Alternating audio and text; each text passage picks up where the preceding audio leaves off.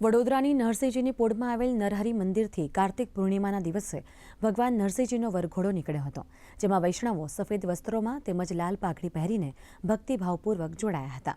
વર્ષોથી ચાલી આવતી પરંપરા મુજબ નરસિંહજીને નરહરી લાલ કી જયના જયઘોષ સાથે ચાંદીની પાલખીમાં બિરાજમાન કરવામાં આવ્યા હતા અને ભજન મંડળીઓ અને બેન્ડની સુરાવલી સાથે નરહરીનો વરઘોડો નીકળ્યો હતો।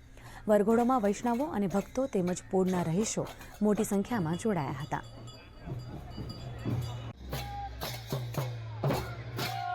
વર્ષો પહેલા એવું હતું કે ચાંપાનેર દરવાજાથી અહીં આવીએ તો પબ્લિક ઓછી હોય। આ વખતના અત્યારના તારણ એવા આવે છે 288ના વરઘોડાની અંદર હાઈએસ્ટ જો ક્રાઉડ હોય તો ચાંપાનેરથી તુલસીવાડી સુધી હતું। રસ્તાની અંદર પધરામણી પણ પહેલા કરતાં વધારે થાય છે, કારણ કે લોકોનો ઉત્સાહ ખૂબ છે। શ્રી નરસિંહજી બાપા છેલ્લા 287 વર્ષથી આ દેવ દિવાળીના પર્વના દિવસે નરસિંહજી પોળ નરસિંહજી મંદિર ખાતેથી તુલસીવાડી ખાતે તુલસી વિવાહ માટે આવે છે અને ત્યારબાદ આ વિવાહ બાદ પરત તેઓ પોતાના નિજ મંદિરે પધારે છે। આ પરંપરા છેલ્લા 287 વર્ષથી ચાલતી આવી છે।